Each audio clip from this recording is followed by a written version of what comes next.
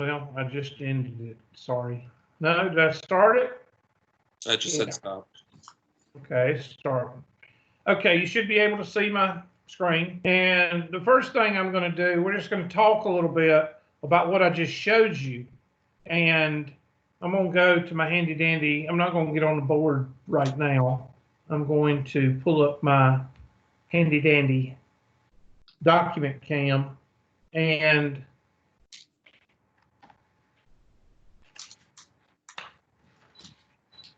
when we were talking about derivatives, and like I said before, when we talked about derivatives, oh me, oh my, I've had to turn my whole world around because of the new piece of equipment, and I'm having to fix everything. So, all right, there we go. When we talked about the derivative, we talked about taking the limit theory and putting it with the slope. Okay? The limit was something new. The slope was something old algebraically. The antiderivative, we're going to put the limit theory with Riemann. I'm just going to put Rye. Okay? And when we put the limit theory with Riemann, we're going to get the antiderivative, or what we call the integral. Okay? Now, the antiderivative will give you other stuff, okay? I'm not really worried, like the derivative mainly gives you the equation of the slope, okay? And then it gives you these other things with different contexts and different applications. It tells you the first derivative tells you if something is increasing and decreasing. The second derivative tells you, in the context of a graph, the inflection points. In the context of physics, it tells you the velocity and the acceleration. In the context of business, it takes the cost and gives you the cost, the marginal cost. So both of them will give you different things. But right now, for Chapter 5, all we're going to focus on is the area under the curve. Okay? And there's 3 ways to find the area under a curve. 1 is use geometry. 2, use Riemann's sum. And 3, which we're going to focus on, and 90% of your test is going to come from the antiderivative. Okay? Anybody got a question on that? Anybody? That's where we're headed. Okay? Now, I'm going to just go over some. I made up some things just before class started, and if we have a function, and that function is called, well, hold on a second, and that function is called the square root of 10t, and this could be x squared plus 2x plus 5. It could be the square root of 10t, whatever the case may be.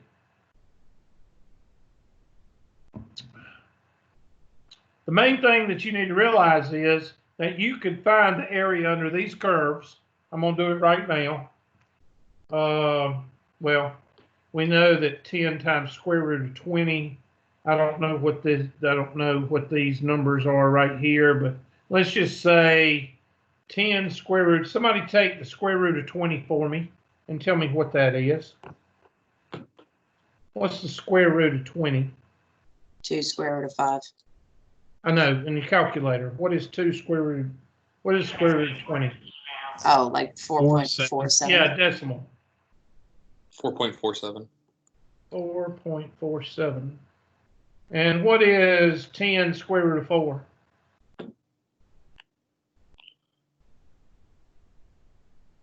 20. 6.32. 20 what? Oh, yeah. What are you doing? 2 to the square root of 40? Right here. Can y'all see what is right here? 10. What is the square root of 40? 6.32. 6.32. You said 2 to the And what square. is square root of 60? 7.75. Okay, so let's say that I don't know how to do any Riemann sum or any calculus. So I'm an algebra student, and I need to find the area of the orange, the area of the pink, and the area of the blue. Then that would be 2, because this is 1 to 3, that's 2, times, and let's say this is 4.47. So we're going to say this is 4. So 2 times 4 is 8. And 2 times, let's say this is 5. 2 times 5 is 10. And 2 times, let's say this is around 6. I'm just going to say 6. I'm using whole numbers because I'm trying to get you to understand that even an algebra student can find some area under the curve using algebra or geometry.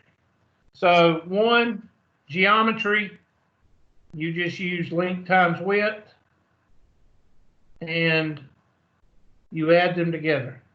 So the area here, 10 plus, that's 22. What's 22 plus 8? 30. Now, Hubert, you got 30, but the answer is 37. Well, what's bigger with the least sophisticated mathematics? The error. The error is bigger. So this is the least sophisticated. So your error is going to be larger with the least sophisticated mathematics. Okay? Now, we're not doing right. Well, we could do Riemann. We are doing Riemann because technically we're not doing calculus here. Riemann, I'm taking the midpoint, which is 2. Half of 1 and 3 is 2. And I'm taking 2. That's called delta x. Delta x on this is 2. In other words, the base. Okay? So I'm going to take 2, and I'm going to plug in. I'm going to plug in 2, which is the midpoint. I'm going to plug that in. I'm going to plug the midpoint in right here, times 2, times 10. And that'll give me 20. And y'all said that was 4.47. And whatever that is, 2 times 4.47. And then plus 2, the midpoint here is 4. So that's going to be 10 times 4. Y'all said that was 6.32.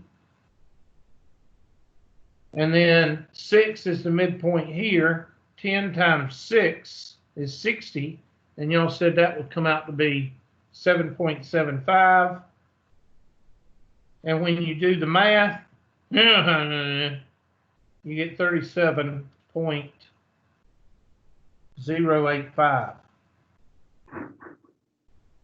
Now that's using Riemann. Now Riemann can be done very sophisticated or very rough. This is very rough. We just took some geometry and we put a little bit of Riemann's theory with doing the midpoint and doing the function and plugging into the function, and that's what Riemann says.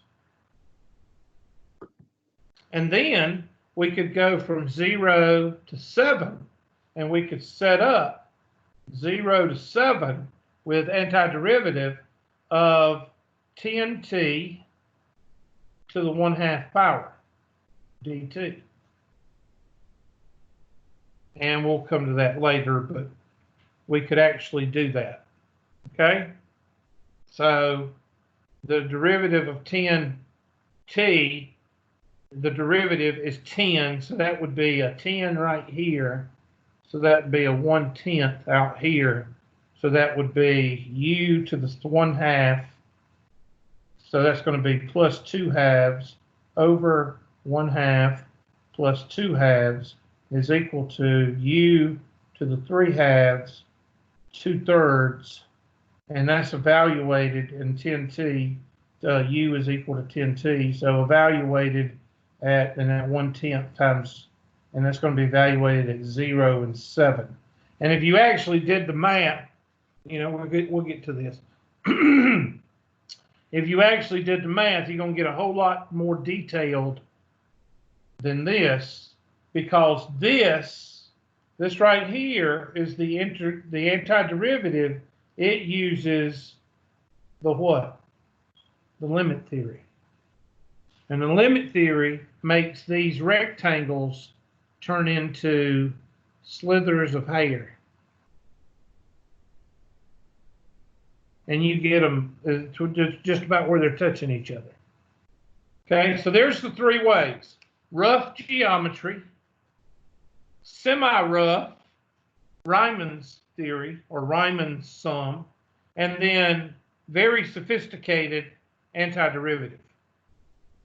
And 90% of your test is going to be on the antiderivative. Okay? So I'm going to explain a little bit to you, a little bit more about Riemann and show you what it looks like. Here's another example. And sometimes in the question, a Riemann question, they're going to tell you what n is equal to. N is equal to how many rectangles you're going to break it up into. Okay, I want 6 rectangles. 1, 2, 3, 4, 5, 6. That's what n is equal to. All right.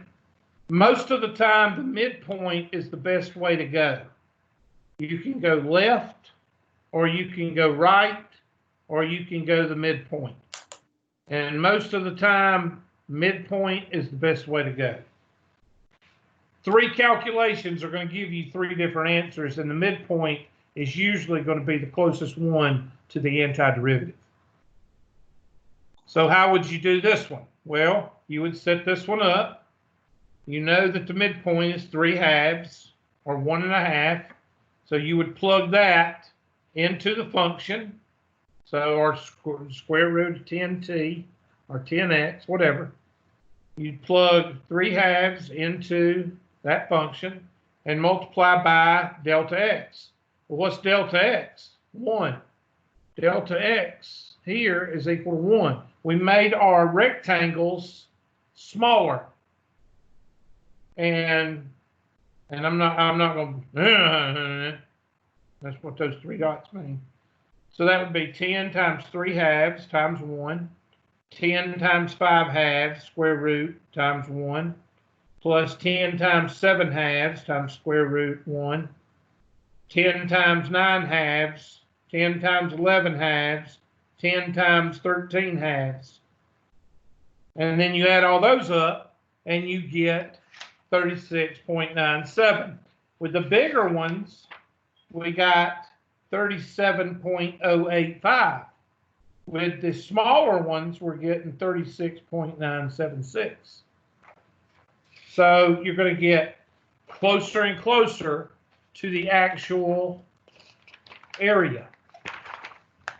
And this is your formula. Write this down. That's your formula for delta x. Write that formula down because you might have a homework problem that'll ask you to find delta x, and that's it. I'm going to give you an example. And I'm only going to do a couple of examples with Riemann because I don't think I need to take up a lot of class time with Riemann. I just need to show it to you, show you how to do it in case you see it on a test or in case some Calc 2 teacher asks you if I showed it to you. Okay? Because I'm going to be honest with you, except for telling you that it's the grandfather of the antiderivative, that's what it's for. It's the grandfather to the antiderivative. Okay? Mr. Clark. Go ahead, what? I'm about to get hit by a giant thunderstorm, so if my call drops, that's why. Okay, well, I can't see you because I've got y'all minimized. So if something happens to him, who was that? That was Josh Logan. Okay, well, just try to get back in or contact me or the phone or contact one of the other students or whatever, you should be able to come back in. Okay. Where do you live? Lexington. Oh, okay. All right, so here's an example. F of x is equal to x plus 1. Now I want you to draw two graphs. Okay, so I'm gonna draw a graph on this side, and I'm gonna draw a graph on this side. We're gonna call one left and one right. I want you to graph that graph. Of course, it's in the first quadrant because we're only pertaining to the first quadrant right now. And I want you to use the parameters 1 to 6. That means x is 1 to 6. And n is equal to 5. Now this is what will be given to you on a Riemann. This is what will be given to you. Right there. Now the graph is just, to show you what's going on. Okay, so you can have the graph whether it's in your calculator or whether you sketch it. Of course, all of you should be able to sketch this because it's the Algebra 1 graph. So you know that the y-intercept is plus 1. And you know it's a 45-degree angle. So, and you know this is from 1 to 6. 1, 2, 3, 4, 5, 6. 1, 2, 3, 4, 5, 6. Okay. Now, right now we're going to find delta x. Now, what is delta x? I told you delta x was B minus A over N. B minus A over N. So this is A, this is B. So B minus A over N, which is equal to 1. So delta x is equal to 1. So each one of your rectangles is going to have a base of what? 1. Now, what does left mean? Left means that you're using, and write this down, the left x. So I'm going to draw I'm just going to draw and see that left x, that 1 touches the line. This 2 touches the line. This 3 touches the line. So when I draw my box, my left side has got to touch the line. Capiche? So the left side of this box, right there. The left side of this box is right there. And we got 1, 2, 3, 4, 5. N is equal to 5. And that's the left side. So I'm going to take my handy dandy highlighter and I'm going to put left. And I'm going to put a dot right there. Does everybody understand that? Because does this matter with calculus? No, because really the midpoint is closest one to calculus. But they want to, when Riemann was doing this, he would use the right, the left, and the midpoint, and he would average the three together. And that would be your closest area under a curve. Okay, now I'm going to do the right. Okay, so that means that my right side is going to dictate the line.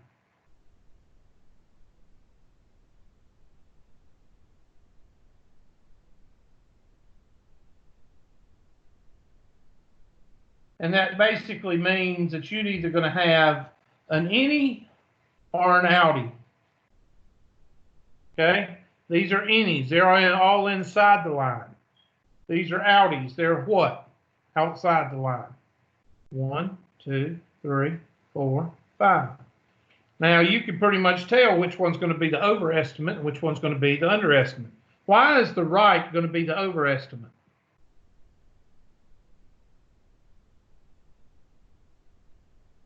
I want somebody to use critical thinking and tell me. It's not rhetorical. Because it's over What's over? the line. The corners are over the what? The line. Okay, these corners right here are over the line. What are you trying to find? The area what? Under. Under the curve. So if those areas are over the line, then your area under the curve is going to be a what? An overestimate, because the areas that you're counting are over the curve. Whereas if you do the left, where are your errors? They're under or over the curve? Under.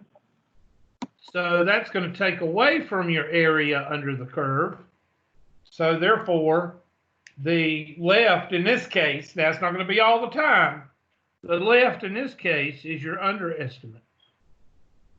And that, this right here, and I'm going to highlight that in green, that would be your, I'm trying to find my green highlighter, there it is.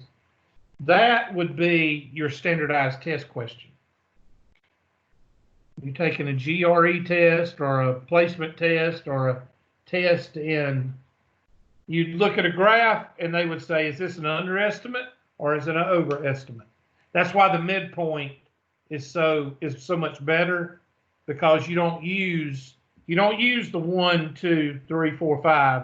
You don't use the 2, 3, 4, 5 with a midpoint. And I'm not going to be able to show you very clear. You're going to use 0.5 right here and right here. 1.5, I'm sorry, 1.5. And that would give you a better indication. It would make the two errors kind of cancel each other out. That's why you would use the midpoint on most of your. Okay. Now, if you took the area with this, I'm going to tell you what you would get. I'm going to write down a little f of 1 times 1, f of 2 times 1 plus f of 2 times 1, dot, dot, dot, f of 5 times 1. And that's going to be 2 plus 3 plus 4 plus 5 plus 6. You should have 5 numbers. 1, 2, 3, 4, 5. Because n is equal to 5. And that comes out to be 20. When you do it over here, you get 3 plus 4 plus 5 plus 6 plus 7. Add that up. Let's see, 6 plus 7, that's 15, 20. I keep getting 27. Is that 27? Check my math. 6 plus 7, no, that's 13, 18, 25. I have always had problems with 7 and 6 and 7 and 8. I always say 7 and 6 is 15. All right. That's with us non-perfect people. I don't know. Some of y'all may be perfect to not make mistakes like that, but It's nice of you to notice for once. well, it's for once. What do you mean? For once, what? That y'all are perfect? Oh, okay. All right. Now, if you was to do the midpoint, then you would be right in here. You would be in the middle. That's why people use the midpoint. All right, so that's that. Here's another example. And I want you to try to do it. It's real simple. It's not a big deal. It's not like rocket science. F of x is equal to negative x plus 9. The a and b is 3, 8. And n is equal to 5. I want you to be able to sketch / graph, and I would go with the sketch because the calculator is not really going to help you a lot. It can show you what it looks like if you don't know what it looks like, but everybody should know what that looks like. It's a 45-degree angle going left to right down with a y-intercept of 9. Okay, y'all should know that by now. Okay, 2. You need to be able to find delta x using the formula. I'm telling you what the test questions will be. Okay, and then 3, you should be able to tell the areas with a left, meaning whether it's over or under, a right, a midpoint, and a right. That's why I would only give you one question on a test. Okay. Now, in this case, I'm going to do another left and right. So we know that the y-intercept is 9, and it's a negative slope, so it's going down like that. 9, and it's going down like that. And we're starting at 3. I'm going to start right here at 3, 4, 5, and we forgot to do delta x. It's going to be 1. 8 minus 3 over 5. So delta x, 3, 4, 5, 6, 7, 8, 3, 4, 5, 6, 7, 8. All right, now I want you to draw it. I want you to draw it with the left. We'll do the left on this side and the right on this side. Meaning on the left, this number, these numbers, that number is going to take precedent. So if it hits the line up here, so that means you got to draw the triangle over here. This one, the right hits here, then that means you've got to draw to the left, which means it's going to be under. I'll do the first one for you. So 3 is the left-hand side of the box.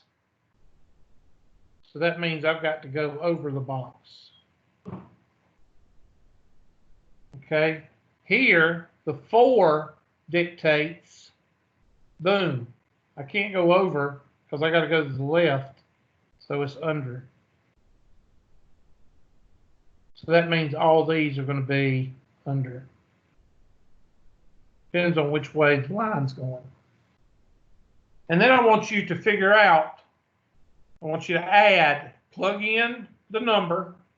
So you're going to plug in 3. Negative 3 plus 9 is 6. 6 times 1 is 6. So your first number is going to be 6 on the left. I'll put a 6 down here and see what y'all get. And then 3, negative 3 plus 9 is 6. Sorry, 4. 4, negative 4 plus 9 is 5. 5 times 1 is 5. So here, you're going to start with 4, and you're going to get 5. Here, you're going to start with 3, and you're going to get 6. And keep going until you finish. And you're doing rhyme and sum.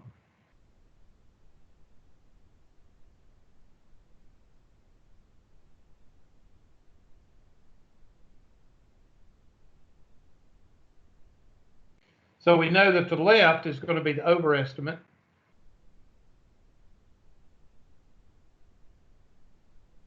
And if left is overestimate, then right is going to be underestimate.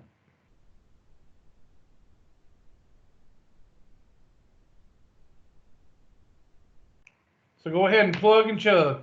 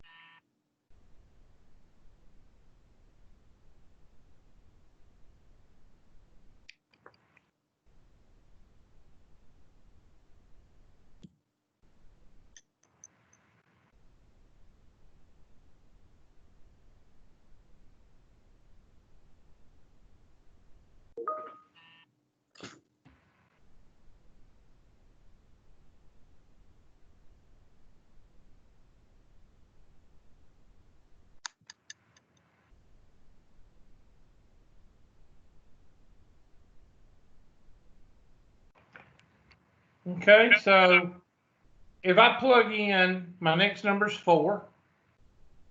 So that's going to give me 4 plus 9, negative 4 plus 5. I'm sorry, negative 4 plus 9 is what? 5. 5 times 1? 5. 5, negative 5 plus 9 is 4. 4 times 1 is, and you should see a pattern. How many boxes are we supposed to have? 5. So you have to have 5 numbers. So plus 3 plus 2. So add those up. Dang, I see a 10, I see an 8, and there's 20. And then here, let's do the second one, and then we probably know what the pattern is. So we plugged in a 4. We started with 4 because it's on the right side. Started with 4. What's 5? That'd be a 4. So now this is going to be 5 plus 4 plus 3 plus 2 plus 1. Let's see. 5 plus 3 plus 2 is 10. 15.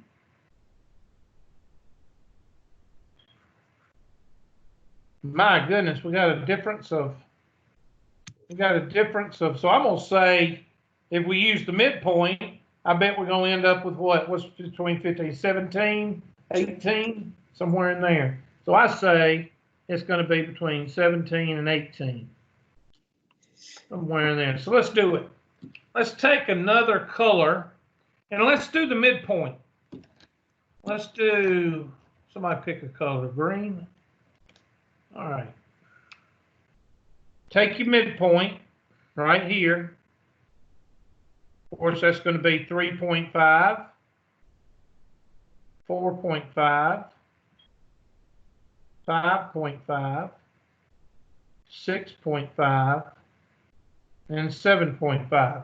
Now, let me ask y'all a question. Am I going to do the midpoint over here too? No, Thank you. Why? it's the same. It's the same. So I need y'all to help me out here. Somebody plug in 3.3. Somebody plug in, I'm sorry, 3.5, 4.5, 5.5, 6.5, and 7.5. And just give me the 3.5, negative 3.5 plus 9 is what? Dang on, negative 5.5 or 5.5, what did it come out to be? 5.5. Okay. Negative 4.5 plus 9 is what? 6.5. 3.5? 3.5. Is it 3.5? 4.5. Oh, 4.5, I'm sorry. And so on. So what's 5.5? 3.5, see the pattern? 2.5 and 1.5. Add those up.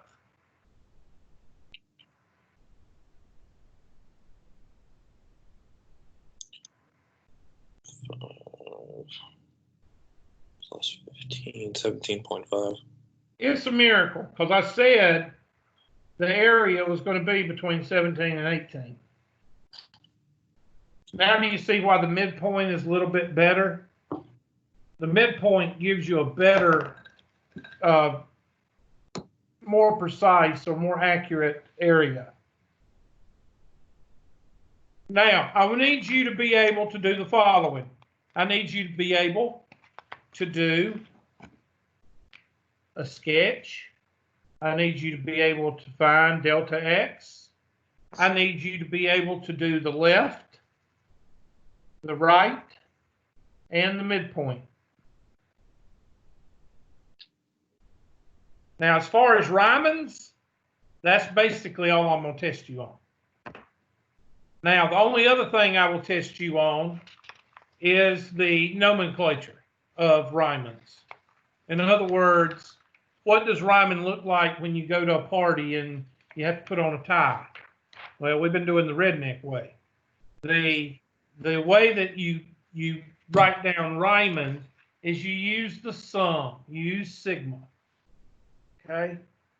Now, instead of me telling you what's going on, basically, this is what you're going to see.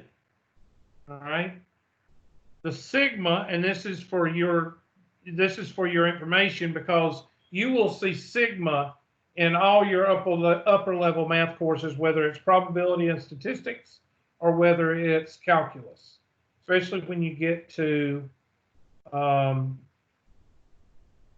oh gosh, I can't even think of them right now. Patterns. It's not patterns, it's called something else, and I can't even think of it right now. But anyway, you're going to see that sigma a good bit. All right. The index could be a K, it could be an X, it could be a P, it could be X. That's not a big deal. All right. 1 to 50, that's what that means. That means I'm going to count from 1 to 50. I'm going to plug in all numbers between 1 and 50. If I tell you it's just K, then that means 1 plus 2 plus 3 plus 4.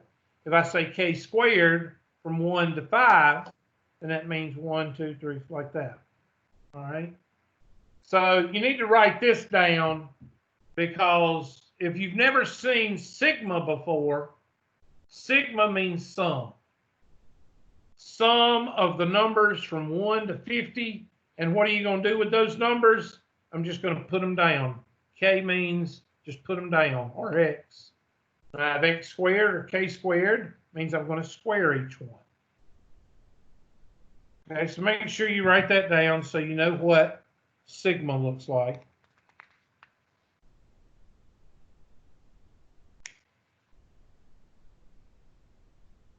Okay, so this is partial pinky up.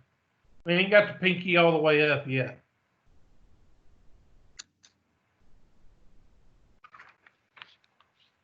And this is what Ryman looks like. This is pinky all the way up. From N, 1 to N, so that would be, if N was 5, it'd be 1 to 5.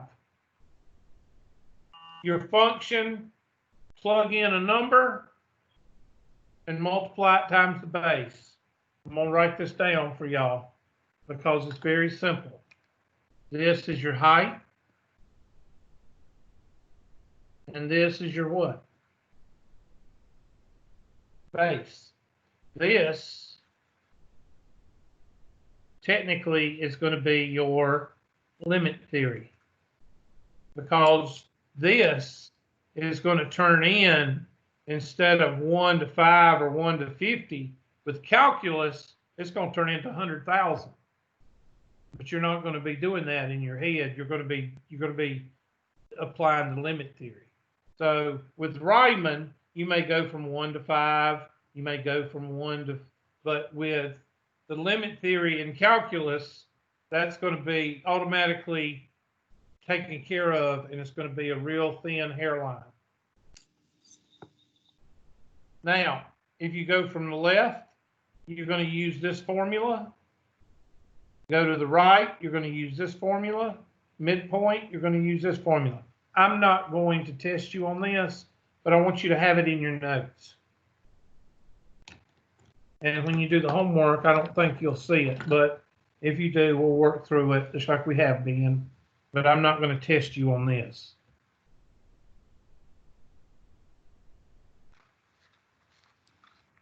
Okay. Now, make sure you know how to spell Riemann. Riemann is Riemann, because there's some teachers that think that's important, that you need to know how to spell Riemann versus how to understand it. But I'm not even going there, okay? Some of these teachers, I don't understand what they're thinking about. All right. I don't usually do PowerPoints, but I am here. 5.2. I don't know why that says 5.2 and this says 5.1.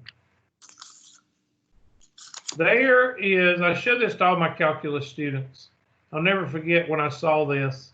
I was a student at Clemson. I think I saw this. I don't know when it was put out, okay? I don't know. It could have been put out in the 80s. I don't know. But when I first saw this comic strip, I saw it when I was a student at Clemson. And I thought it was funny. And it says word problems, nothing but word problems. Thank you. Farmer Bob's vegetable garden is 20 feet wide by 30 feet long. Calculate its area in square footage. Well, 20 by 30, that means Y is 30, and I'm at 20, and 0 is 30. So that means I can set up, and this is f of x is 20, because that's a straight line. So Y is equal to 20. So set up an antiderivative from 0 to 30 of f of x dx. That's going to be f of x of 20. That's going to be 20x. So that's 20x.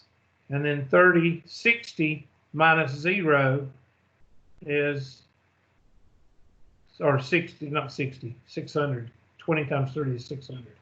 Is 600 square feet. Okay? Now, why do I show you this? Because you could have just took 20 times 30 and got 600, because this is a rectangle, okay? And you don't, area under a rectangle, you don't need to use calculus. You just use geometry, okay? But he did it this way because he wanted to do calculus, I guess. All right, now, what's that got to do with what we're doing? Well, like I told you, when you're dealing with like time, anything dealing with time, what's the only thing in the universe we don't have control over? Time. Some people try to control it. It's really sad. We won't talk about that. Okay? But that's why it's a straight line. Most of the time, whenever you're talking about something that it deals with time, it's not going to move. So in this case, it would be the antiderivative of 60 dx from 0 to 2. So if I was to do that, it would be the antiderivative, and I'm just going to go do this. The antiderivative from 0 to 2 of 60 dx. That's the way that an antiderivative is written. And then you would do, and I haven't showed you this yet. This is where we're going with it. That'll be 60x evaluated 0 to 2, which is equal to 60 times 2 minus 60 times 0. And that goes out, and your area is 120. Same type problem that the comic strip was talking about, okay? But the problem is, in the real world, is everything a straight line? No. In the real world, you could be putting in a highway, and you got a hill here, and you got a hill here, and you got a hill here.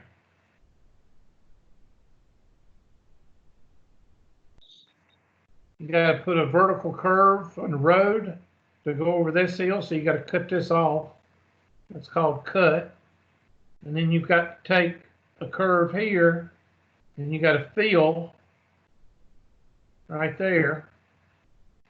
And then you got a cut here.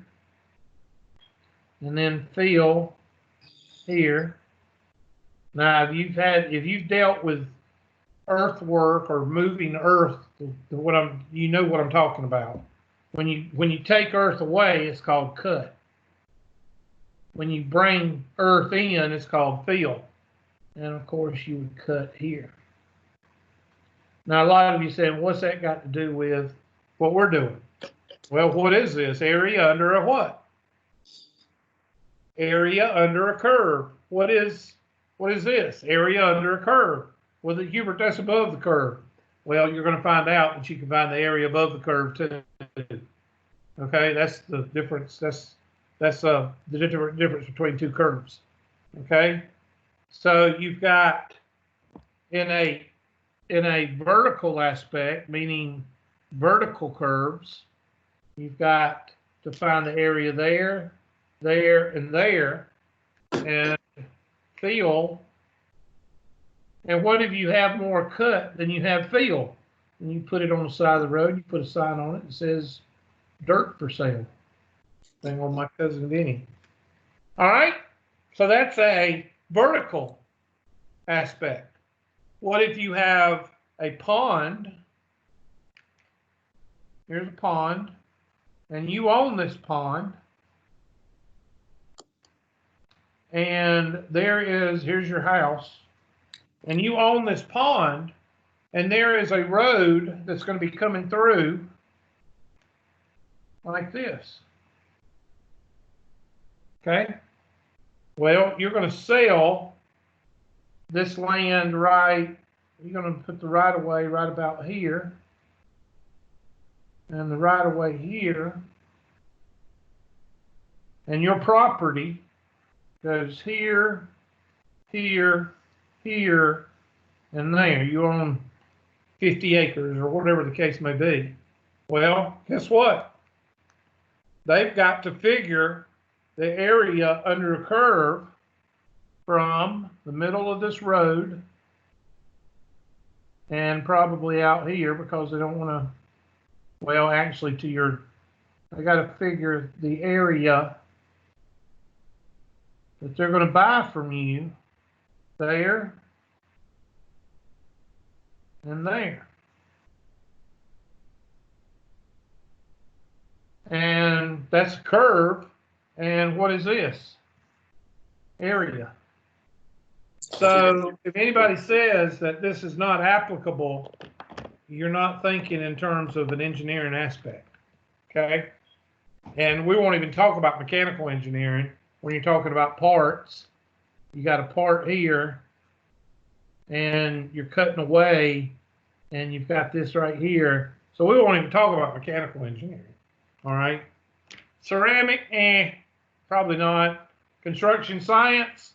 Anybody going into construction science? This is all you're going to be doing if you're not worrying about a building or a parking lot. All right. So there are applications of the antiderivative. All right, and that's basically what they're telling you here. We've already gone through this. We've already gone through pretty much the Riemanns. We've gone through that, and that's basically 5.1. All right, I'm not going to, then there's what I showed you, those three formulas. We're going to jump on to 5.2. Now, 5.2 is when we're actually going to get into well, I thought we were going to, 5.2. This is 5.2. We're actually going to get into the derivatives.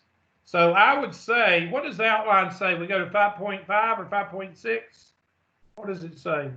Didn't look at it before class. Well, 1 second. I'm sorry, what? 1 second. Tell me, 5.1 through what? It's loading. 5.2, 5.3. I think it goes to 5.5, and then I think it jumps. 5.3, 5.4, 5.5.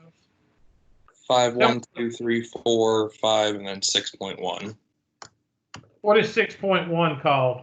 Velocity and net change. Okay, we'll leave that for later. So this is, and I'm going to tell you right now that most of your test is going to come from those sections. Oh, I'm sorry.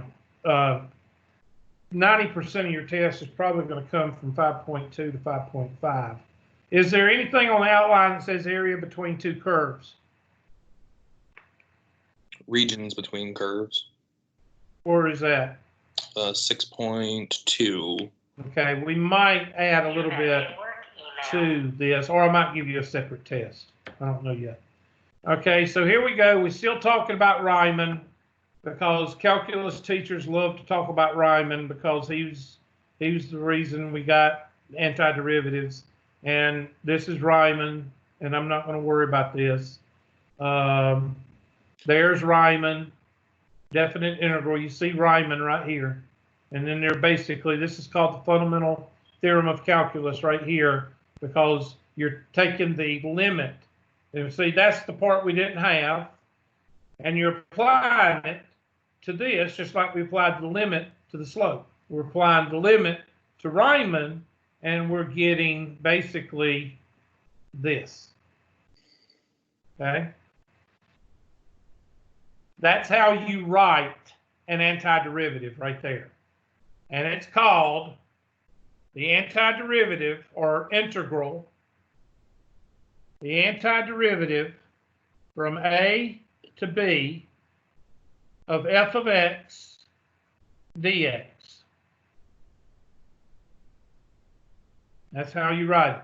It's called the antiderivative. And it's also called the integral. Now, there are some teachers that will go into combustion if you call this an integral, because technically this is called the integral sign. Okay, and this, the whole thing, is called the antiderivative. Splitting hairs, yes. Am I going to worry about it? No. What about the teachers you will have next semester? 2 out of 3 of them will worry about it. Okay.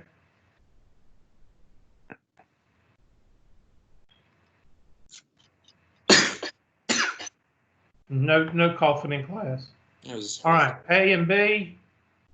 That's just. I'm not going to go over this because that just showing you that you can have any kind of. You can have y is equal to f of a, y is equal to f of s, y is equal to f of x. I'm not going to worry about that.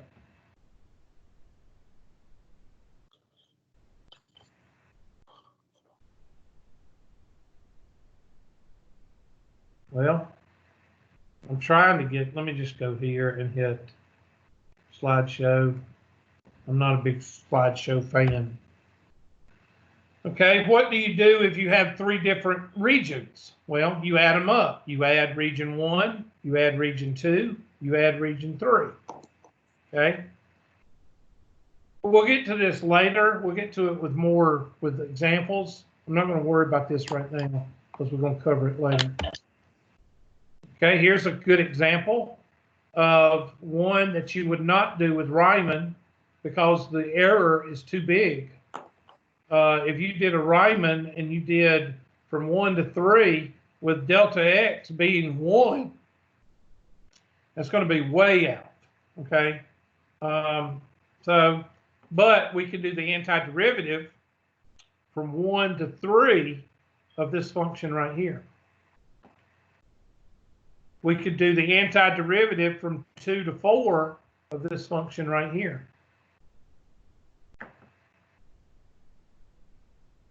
We could do the area from 1 to 3 of this function plus the area from 3 to what? 6 of this function. Why do I have to add them? Because area is not what? Area is not negative. What does the negative mean? The negative means it's below the x-axis. Okay? Please don't put on a calculus test, the area is negative 25. You would say the area is 25, but it's below the x-axis. That's why you don't see a -4 here. You could do this also, from 2 to 4 of this function. In this case, they want from 3 to 4 because it's shaded. Here, you would take the area here, plus the area here, plus the area here.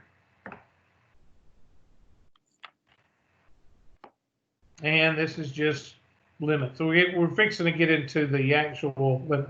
We're fixing to get into the actual, if it will hurry up.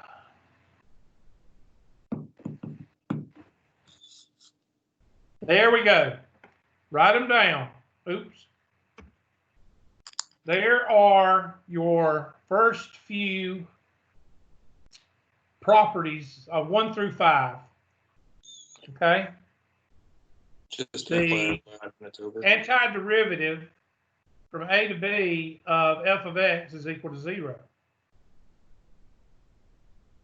The antiderivative of f of x from A to B, if I switch the B and A, that makes the negative.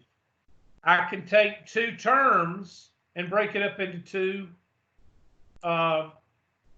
derivatives. And we're going to get to that when we do examples. Okay? I can bring the constant out front, number 4. And I can actually change the letters.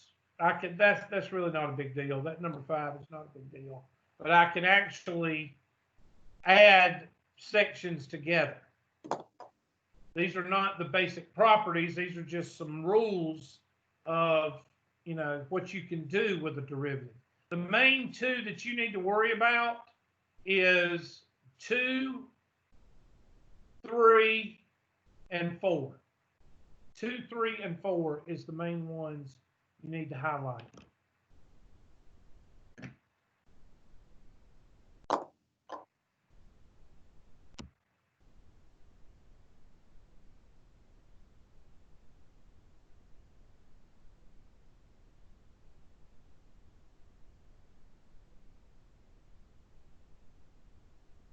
Can you post that as a file?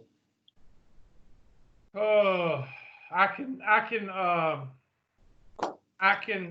clip it and put it on a Word file. Yes, I'll do that after class. Or I might put it all together. Well, I might have it for you tomorrow. How about that? Because I was going to do a whole bunch on a file. Would that be okay if I do it for you tomorrow, or do you need it right after class? No, I'm not going to need it right now. I'm going to do a whole bunch of them. Okay? Yeah, I'll post it as a file, but this will be the first part. I'll put Riemann, I'll put this, and then I'll put the properties. Okay?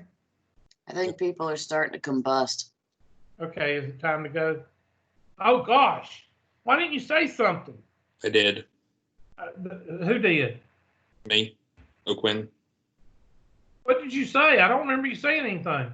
I said talked FYI, over him. 5 minutes over. I said it's over?